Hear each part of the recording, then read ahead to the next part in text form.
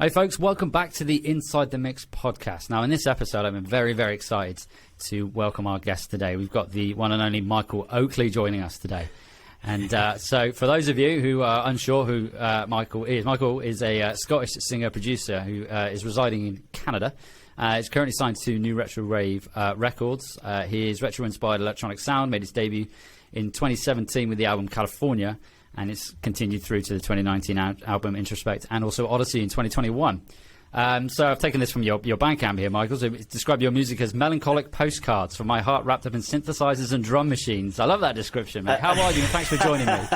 That's like the Troy McClure intro. Hi, I'm Michael Oakley. You may remember me from such albums as... yeah, exactly.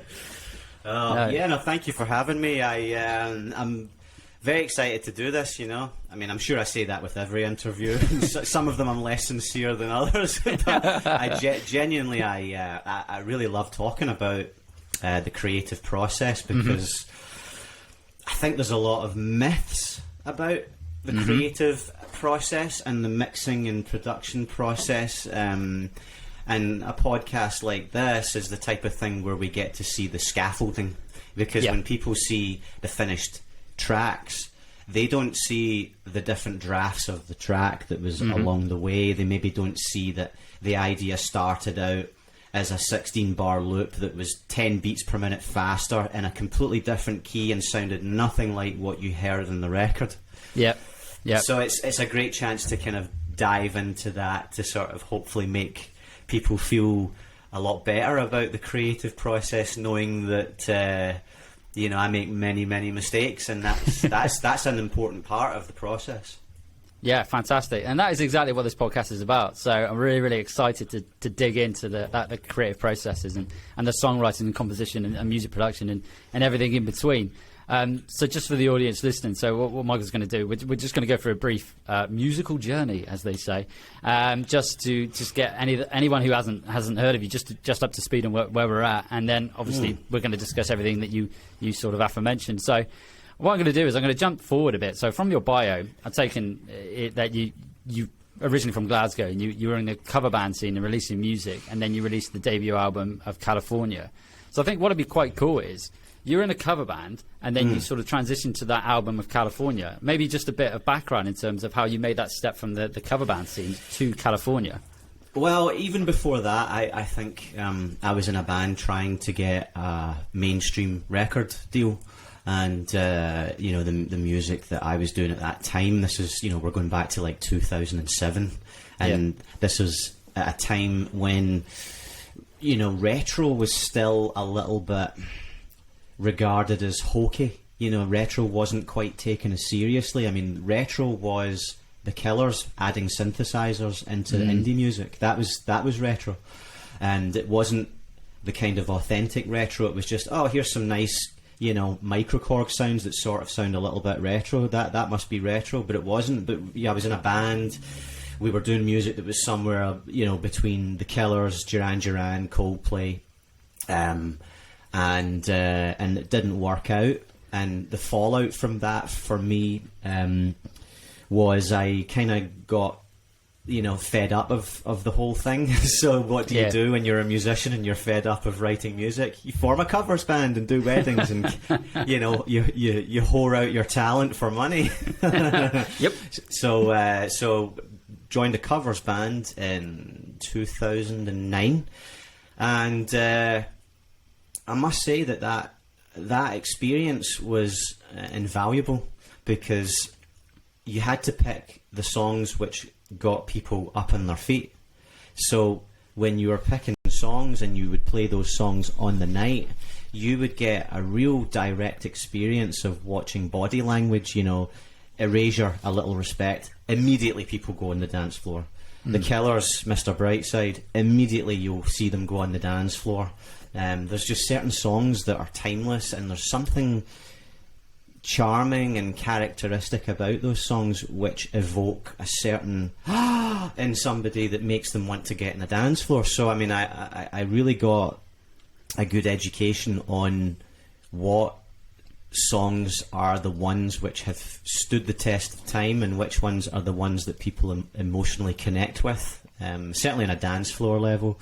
Yeah. And so I was doing that for must be about 7 or 8 years, and then the opportunity and situation happened with New Retrowave, because I had got really sort of it's funny because I got to a certain point in my life where, because I wasn't writing, I always felt like there was unfinished business, and because of that there was an unhappiness, like that was just like, I have this thing that I want to do, and am I going to come into this life and not do the thing that I want to do and live a complete life of plan B, always settling for the second best option?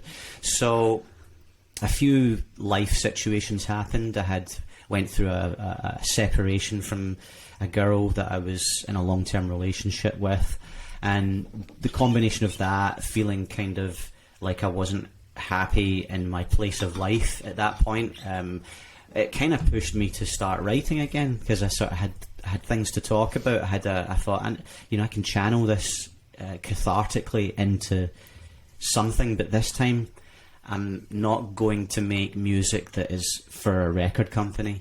I'm not going to make music that's trying to fit in. I'm going to make the music that is what I wish was still being made, that I grew up as a kid listening to. And that was how the songs from my first album came about. That was the transformation from that. It was quite rapid. The most shocking way I can put it is that within a year, I had emigrated, got married to someone else, and released an album, and travelled to Los Angeles to work with people to finish that album, and then woke up one day in Canada, married, with, funnily enough, with a kind of almost freak out anxiety, because I was just like, oh my god, like, has all this really happened to me? Like, it's like you sort of start to catch up with yourself. So it was quite instantaneous, like, just how that all came about. But I don't believe there's errors in the system, like in life. I do think that you have to, if you really want something, then you have to go through a series of obstacles, challenges to overcome, to really say, do you really want it? Okay, your relationship's going to hit the skids. Do you really want it? Okay, well, now you're not going to be happy in your job, because that unhappiness is what's going to be the driving force behind pushing you to elevate yourself to do the thing you want. Are you sure you want this? And it's that continual thing. Sometimes people get to a point in their life where they say, oh, I don't want to suffer anymore. I'm just happy to settle. Whereas I was aware that I would be so unhappy if I didn't pursue it. And if I was married to somebody and I was still in a covers band not pursuing it, I would be their nightmare. Truly. Yeah, that is a rapid transition, and I think what you said there at the end about how you get to a point whereby do you want to pursue it, and you make that decision.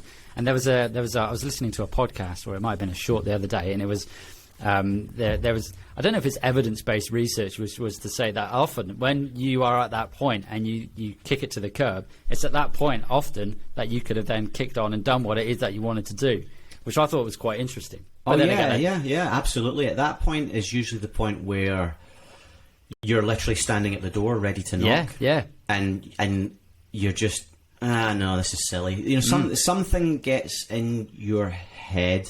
Now, for me, I guess I had a disadvantage of growing up in Glasgow, because in the underbelly of Glasgow, there's this kind of mentality of, and I talk about it in Glasgow song when the line, "Don't reach above your station." There's a like in Glasgow, you can't really wear like flashy designer clothes, because your friends will say, "Who do you think you are?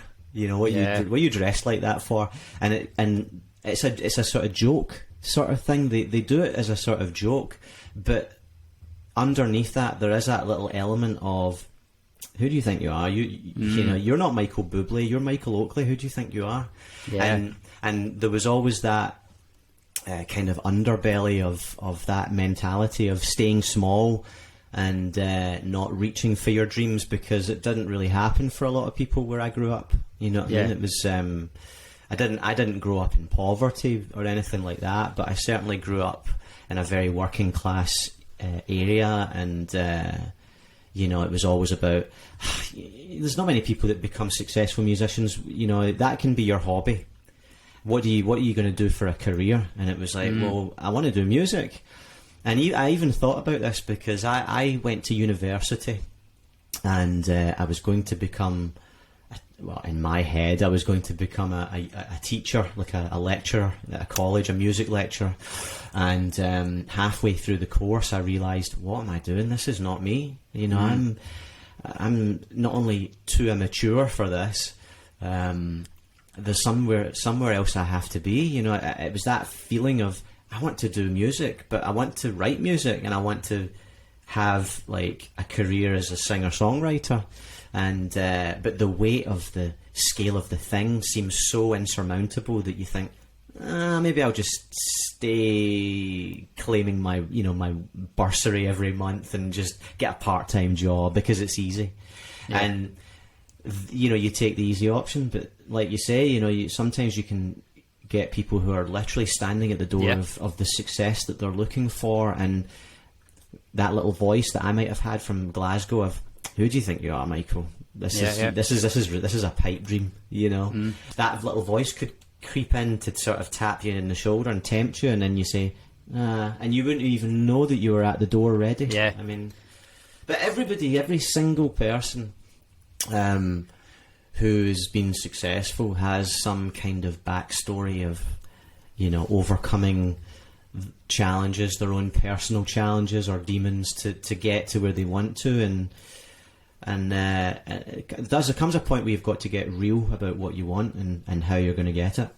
Yeah, I totally agree with that, and it's amazing. It's amazing to think if you could quantify the amount of people who were at that door and it didn't quite take that leap of faith and then went with it. It would be it's a stark number of people, I imagine. So that's quite nice. It's not quite nice, but I was going to say it segued nicely then into our music production and songwriting side of things. And what you mentioned earlier about myths. Now, I'm really intrigued by this aspect. And it's not a word I use often. Yeah, I cannot wait to, and I'm sure the audience is salivating at the prospect of what these myths might be. But I think it'd be quite cool to start with. Now, what I think is also, before I mention this question, is having looked at your sort of repertoire on YouTube and whatnot, is that you actually list the tech that you're using from your productions, which we'll dig into a bit in a minute, because specifically the Ableton 10 versus Reason, which I'm quite intrigued to learn more about. But I think what would be quite cool, because it is a songwriting music production, so is maybe if we start like the songwriting process. So you're in a situation whereby you're writing music. How does a song start for Michael Oakley? Where do you begin?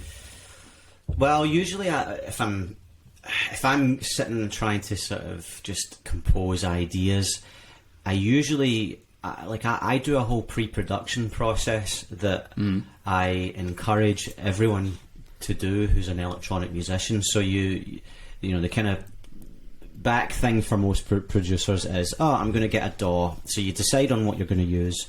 In my case, it's Ableton at this moment in time, and then you say, okay, some of the stock stuff is good, it's okay, some of it's really good, but I need to get some synthesizers. So you buy a bunch of synthesizers and plugins like, you know, reverb effects, EQs, more niche type effect stuff, and that sort of forms your toolbox. Now, most people don't go through the synth, because all synthesizers now have like a menu option where you can favorite your sounds. I go through every single synthesizer that I have, and I favorite the sounds that I like the most, so that when I open that synthesizer up, I only see the sounds that I like, because I don't want to waste time when I'm composing. The last thing I want to do is spend half an hour chasing a bass sound.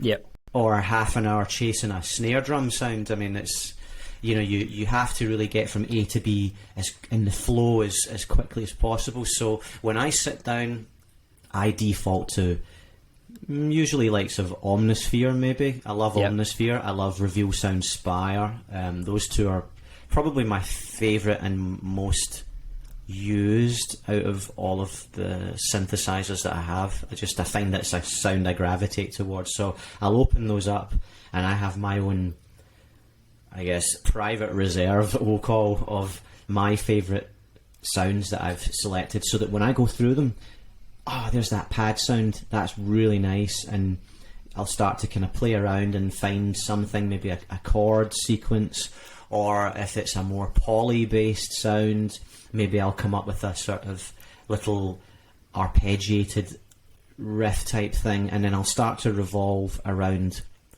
something will just click, and it will just be like, that's nice. I'm going to start to either continue to affect the sound if I want to take it more lo-fi or add more effects to it, and then I'll start to build around that. But another way I do like to work is I like to kind of find some drum sounds and build just a kind of a loop. I mean, so I've certainly had moments where I've been out listening to like a playlist, and I hear a track and I think those drums are really nice, you know, that the vibe of those drums, and I will go home and recreate my version of that type of drum sound, and then start to build something completely different around maybe the drum arrangement that I heard. I've certainly done that a few times, but I think that that's the crucial part, is if you're going to buy plugins, know how to use them. You know, like, I know preset surfing is kind of fashionable these days, and that's fine, but you really want to know how to use the tools that you have. I'm going through a bit of a reduction phase at this point, actually, before I start writing for my next album, and I guess the principle is less is more. Yeah, and I mean, I'm terrible. I mean, you know, people talk about gear acquiring syndrome. Like, I am plugin acquiring syndrome, and I literally have went now from probably about maybe 24 synthesizer plugins down to like 10, and I'm going to cut it down even more, just to the nucleus of the sounds that I want to work with, because that's another key component I think people maybe miss, is limitations are your friend. Yeah, I used to like have a hardware setup, and I had like a Juno 106, an Akai S2000 sampler, a Zoom 1201, and like effects, multi effects unit. Everyone had the Alesis 3630 compressor. I had that, and a couple of rack synthesizers, a JV 1010, which is this little box that had all the 1080 sounds.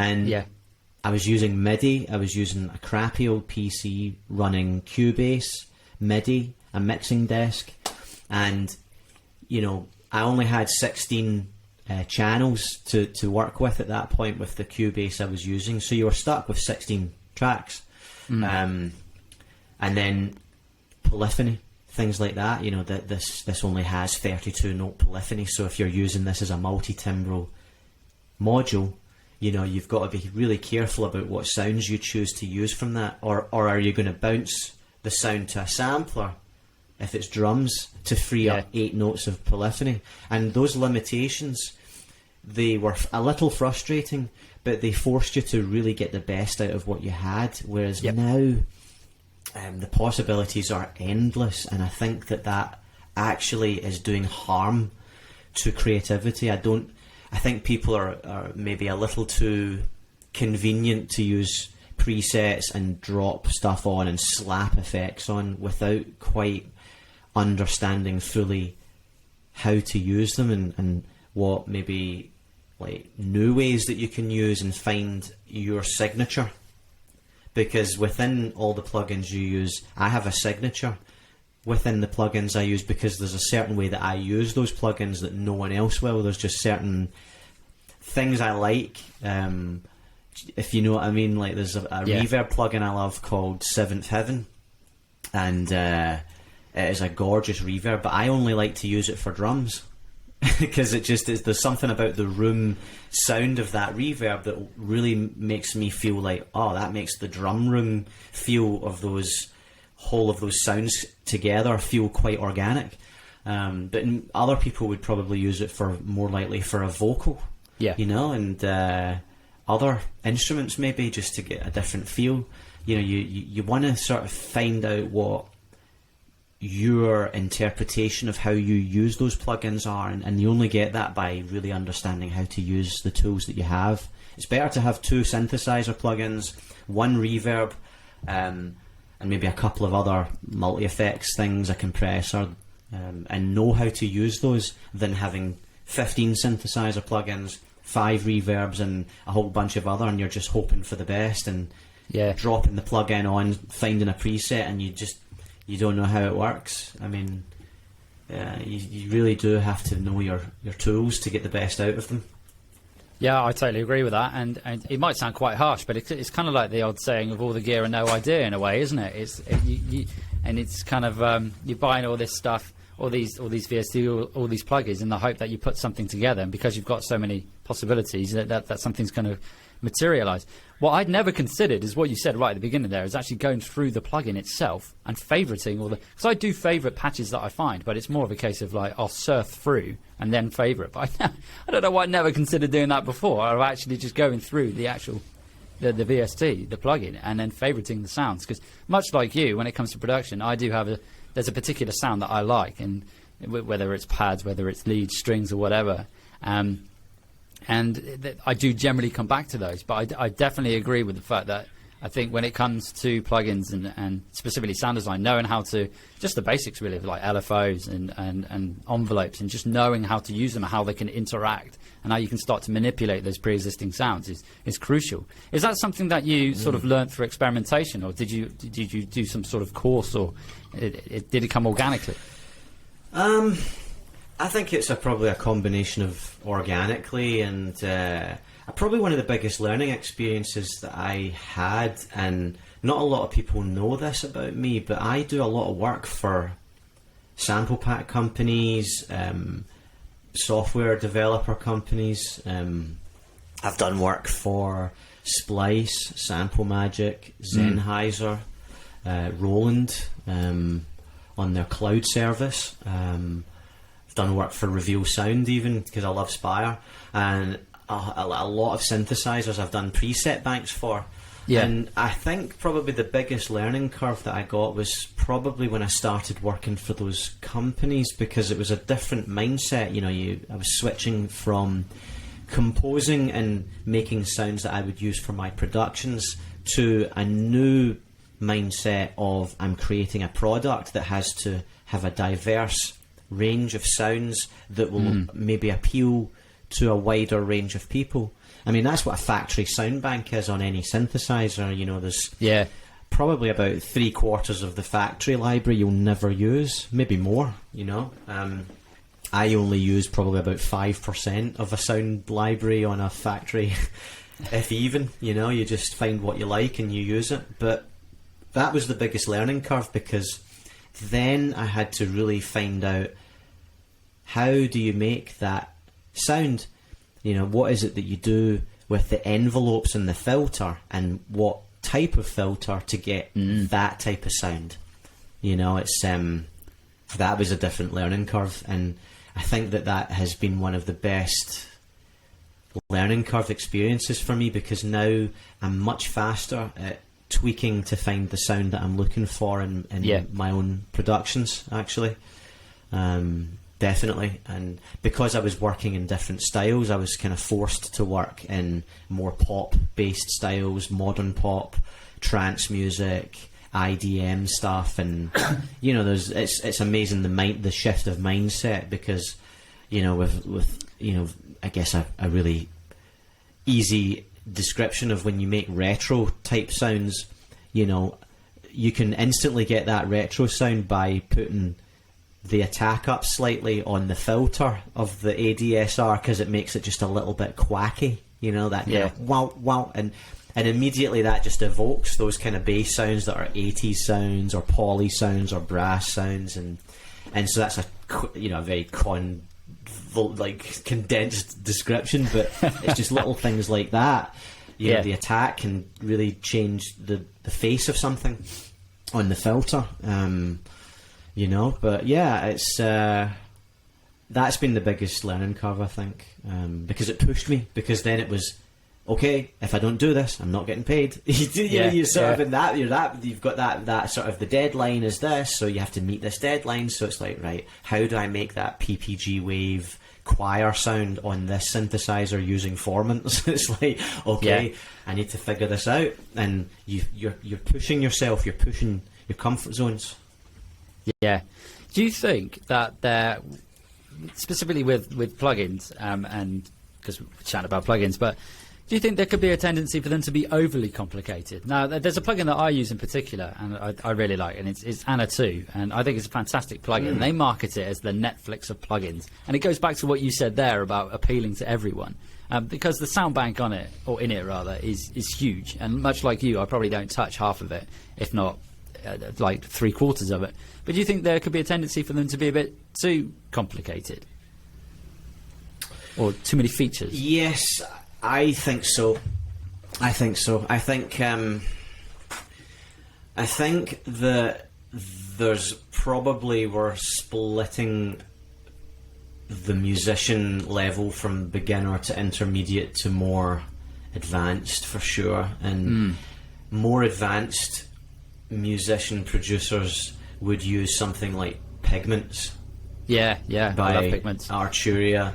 Anna 2 is actually not too bad, but then like it's a really good synthesizer plugin.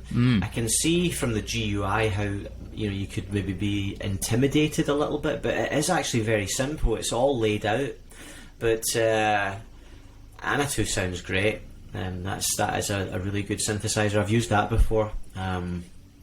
But then something like, it's amazing. I think the interface of a plugin will determine whether or not you like it or not. There's a lot to do with the GUI, because the GUI on Spire for me was one of the biggest caveats. I mean, I love the sound of Spire first and foremost, but the interface is very accessible. It's very easy to get to grips with. It's not so advanced that you can't understand it, you know. Certainly if you, I mean, this is going back to when I was working with a hardware setup. You know, I had to manually wire the routing for things, you know, even little things like, oh, this multi-effects unit, I have to connect the out for the auxiliaries to the mixing desk so that I can then, like, turn up the auxiliary on each channel to get reverb on this, but not on this, but on this, and then I want delay on auxiliary 2, and you had to learn about routing. And similarly with you know, synthesizers, you need to have an understanding about routing to know that if you assign the cutoff filter to the ADSR, then that's going to change again the, you know, just the shape of the sound, and it's a different type of thing. But then if you just assign, like, so on Spire, you can just assign the main oscillator ADSR to it, then you've only got one control, because you're then just controlling that. But if you have that separate and you have the filter to a separate ADSR, then you can actually control the body of the sound with the main ADSR, and then the filter to the other ADSR, the envelope, will give it a different character. I mean, I like to always put it to a separate ADSR, because then sometimes the sound can have a bit too much body, so I like to take off the sustain maybe, and just have the decay on and pull that back, and then it slightly just shapes the sound just a little bit more to what you're looking for it to be. But there has been some plugins where the GUI has put me off using it, for sure. I've bought a couple of plugins and just haven't enjoyed using it, and I've then just deleted it off of my iMac. Yeah, it's kind of like I'm not when going to I name any, just in case. No. They might come. It'd be nice if they come knocking at my door for some sort of endorsement. I don't want to write them off before they've come knocking, you know. But no, it's quite interesting that you mentioned that, because you do see some plugins in it. It looks like they've sort of like done the kitchen sink sort of thing with them, tried to appeal to everyone by putting everything in there. And I think it's cutting off the nose to spite their face, for want of a better way of putting it. So I'll tell you one actually, just the other day, actually, Tau Sampler completely updated their GUI, and it's night and day. It is a much better interface, and actually, just the way it looks visually, there's less colours, there's less, like, I guess what I would call ADHD inducing. What is all this? Why is there so many colours on this? And I love Tau Sampler, but I'm glad that they changed the GUI on that, because now it looks a lot more streamlined and it's easier on the eye.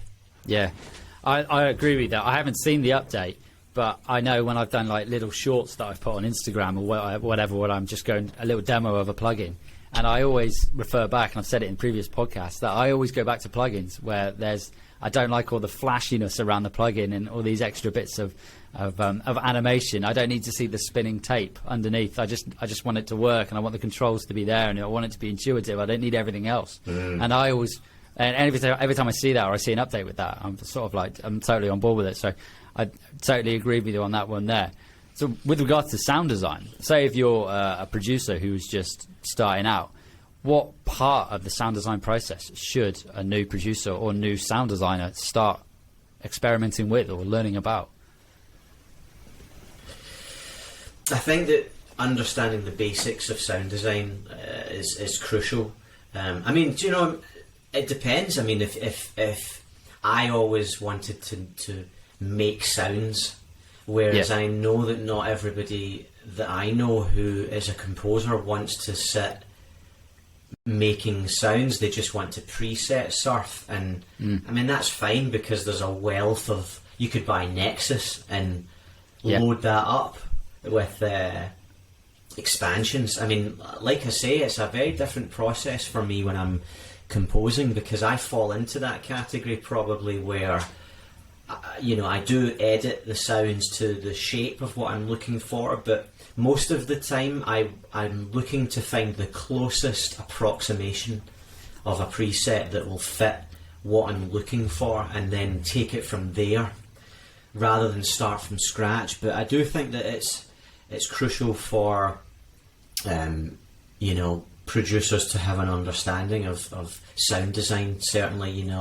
I mean, even if they just know ADSR and how that works, attack, decay, sustain, release, how to shape a sound, and then also how to assign, I mean, the most common thing, assigning the filter to a separate ADSR, and just seeing the difference of how that changes the sound, seeing what different poles of filters will do and how that changes the sound.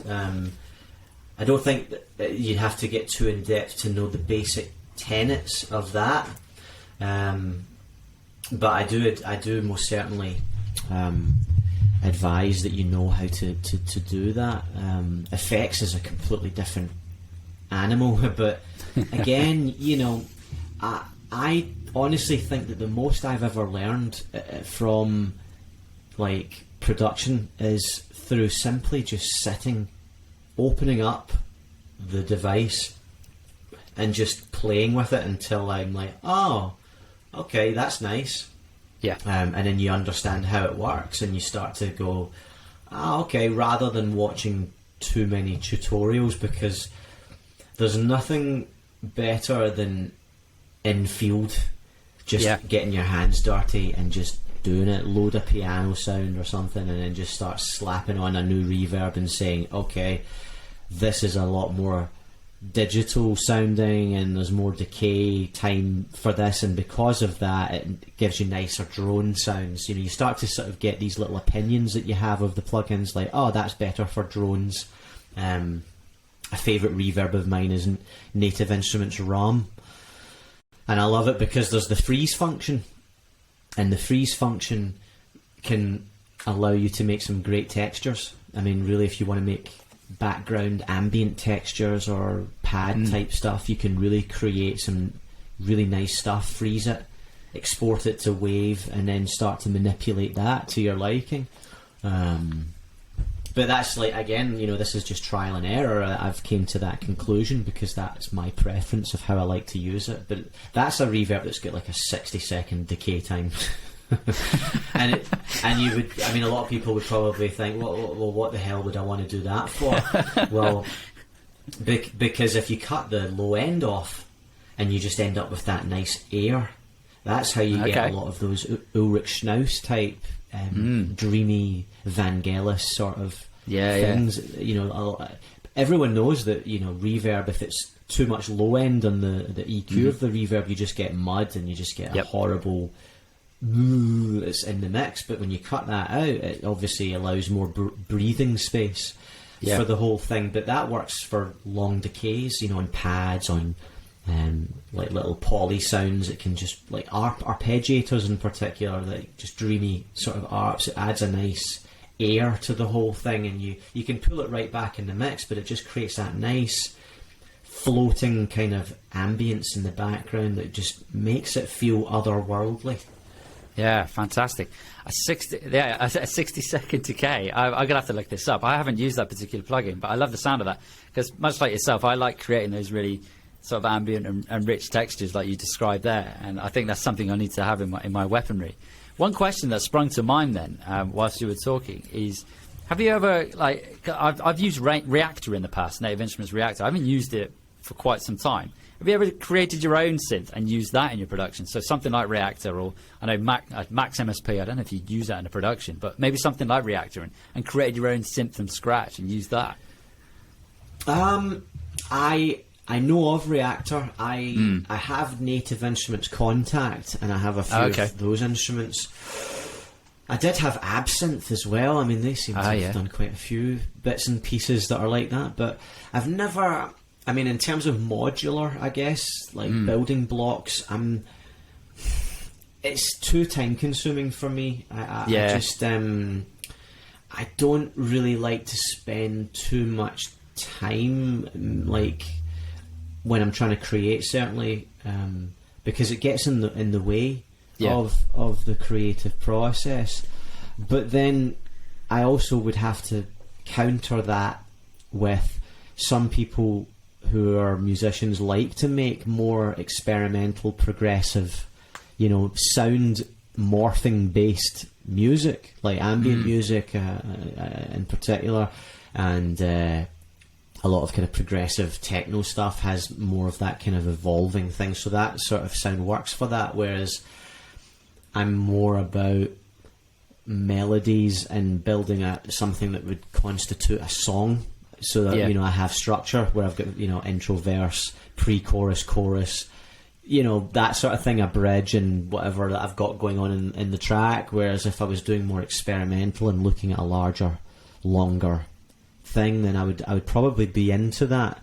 But it just doesn't appeal to me for my type of music production, although it is fun. Yeah, I can imagine it is very time consuming creating it. I remember when I did it, and I think the end product wasn't, this is way back when, the end product wasn't particularly great, and I kind of looked at it afterwards and said I probably could have spent that time a lot better doing something else. But you sort of live and learn. I'm well aware of time here. We're already 40 minutes in, and I've still got a raft of questions here. But this is brilliant. I'm loving it. So So what I think would be quite cool is to maybe move on to a bit of the because we've talked about synthesizers and whatnot, and maybe delve into a bit more in terms of the DAWs that you use. So in what I've picked up on from online is that you're using Ableton and a bit of Reason. Now, are you rewiring them for one of? I think that's what Logic calls it. I don't know if other DAWs call it that. But maybe a bit more of why you've opted for Ableton. And I know you said you used Cubase in the past, and maybe why you use Reason as well. Well, when I used Cubase, it was just simply because I had like an old Pentium. You know, we're talking way back in like 1998. You know, that kind of period when I started to build a hardware setup. Because I was just like a kid, you know, I was like 15 or something, making making music with whatever gear that I could get my hands on, you know, and I sold all of that gear to buy a laptop. This is 2004, and I sold all of that hardware setup to buy a laptop in Reason 2.5 and just run a USB controller keyboard, similar to, I mean, almost like the one I've got, you know, here right now.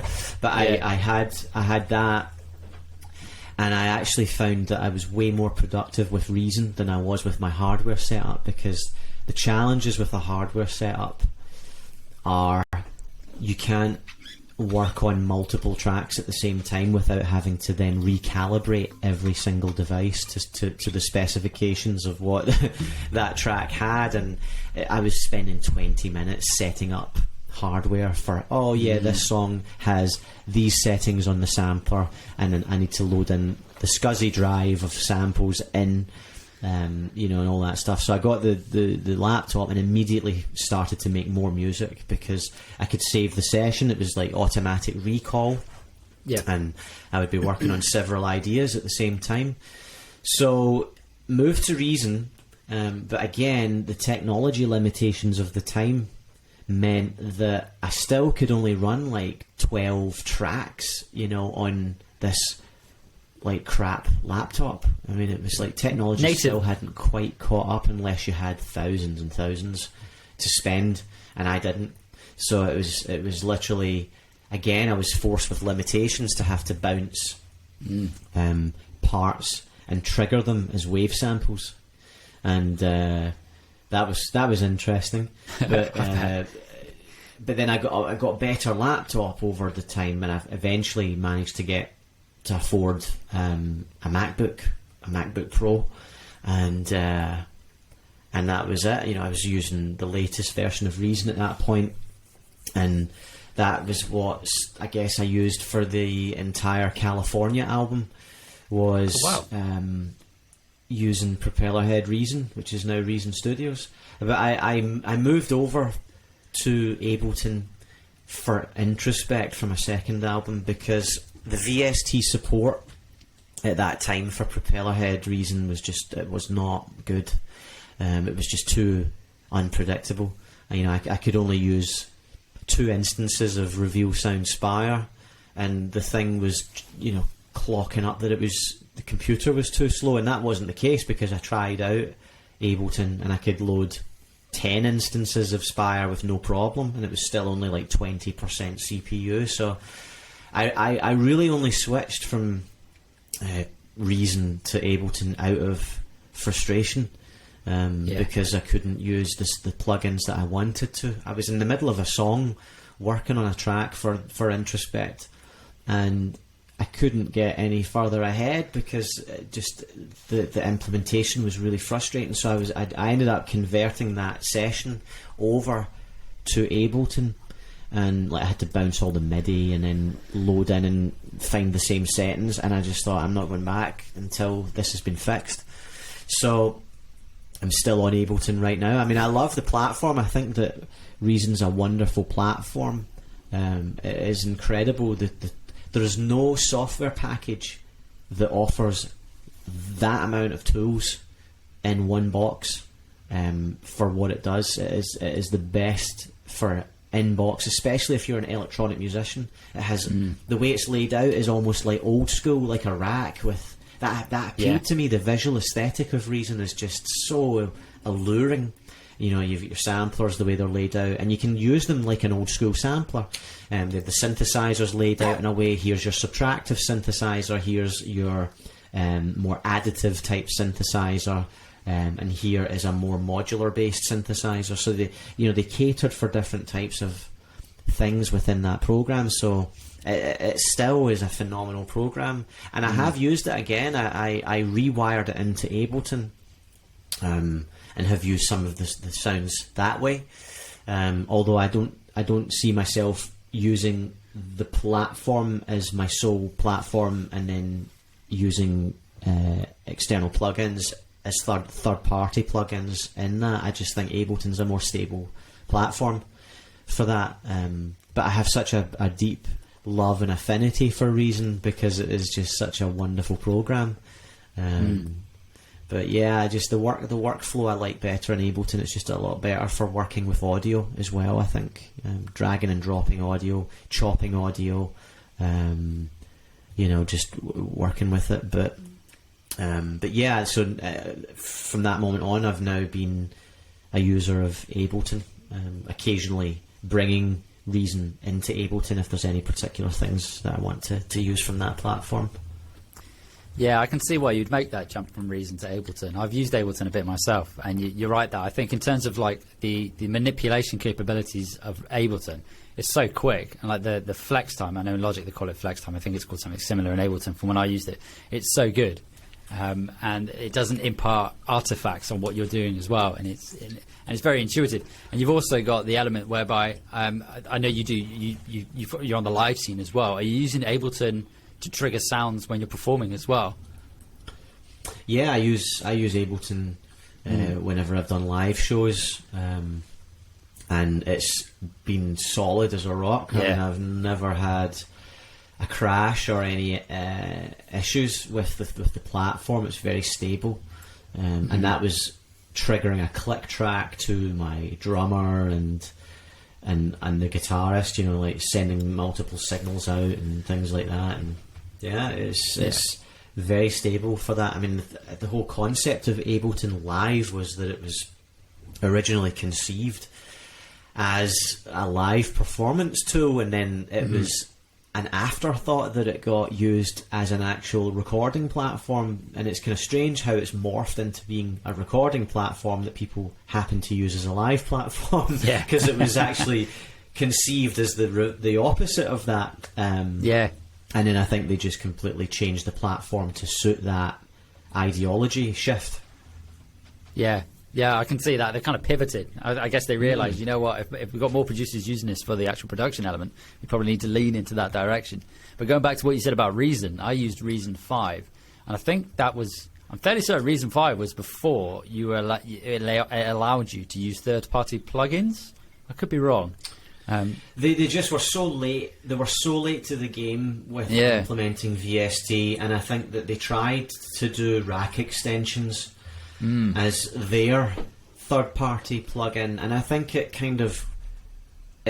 was kind of fun for a little while, but I just didn't think that ecosystem was going to be a long-term work, because the game changed so much. I mean, I think a lot of what made Reason very, very alluring to people to use was the fact that this is the most CPU efficient program. So, if you've got a mid-level PC, then you can run this platform very, very well. It's such a great ecosystem. It's very economical with your CPU and RAM. Whereas what happened was technology got to a point where, your default home computer now has a quad-core processor. So, so it's like that now is not really a factor in people's minds, where they're like, oh, I need to save CPU, because this might not run. Now people don't have that concern, and I just think that Propellerhead were way too late to the game in implementing VST into that platform, especially when you had things like Omnisphere coming out and all these great third-party software plugins that people wanted to use. People wanted to use the Korg legacy software like M1, and I just think they were a little slow to catch up to that. I think it hurt them, actually. Yeah, I would agree, because much like what you said earlier with regards to, because I can't remember the actual keyboard shortcut, but you can flip it around with Reason, can't you? You can see the rewiring on the back, and you can actually start moving and patching things together, which I thought was amazing when I was starting out. And I think it was the synthesizer Thor. I think it was called Thor that came with Reason. I loved that when I was starting out. I mean, that was a great tool to start out with. It still sounds great.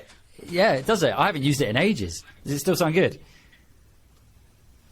It's wonderful. It really is. It still has a certain quality characteristic which you think you're impressed by when you hear it.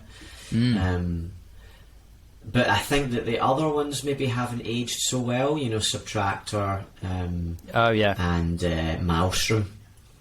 Oh, that, You know, yes, I remember those. Yeah. Man, I haven't used those in years. It's one of those ones where I should, like, I mean, I could make time. I'd love to go back and look at Reason again and start using it, because I know I've spoken to a few producers that use it. But it's great to hear that your first album was done solely with Reason. I wasn't aware of that. I think that's amazing. That's brilliant. Well, put it this way, right? This was the telling factor for me. When I started using Reason, most of my friends were using Reason. Yeah. And with each update, they got angrier and more frustrated, and they felt. I mean, I can remember the moment when they announced VST implementation, but they didn't give VST 3. I think it was one of them. You were only able to get one layer of VST. I think it was VST 2, but they didn't offer VST 3. And again, it was a sort of like, give us VST and give us it properly. You know, we're paying for an update here. And most of my friends who no longer now use Reason, and they were like die-hard fanatics of Reason. They were religiously like fanboys of Reason. They switched because they were so angry at paying for an update, and then they felt that they had been shortchanged too many times. And I can understand why, because I felt frustrated. I felt like the updates that they had put out there just really came up short. You know, they should have given us VST 10 years before that they announced it. It's weird, isn't it? I think as an organisation, they look at the landscape and think, you know what, these other companies are doing this, and they're seeing that success. But I don't know, the powers that be and the decisions they make. But yeah, like you say, a bit late to the game. Michael, once again, we're almost at the hour mark here, and this is fantastic. I realise I've still got so many questions.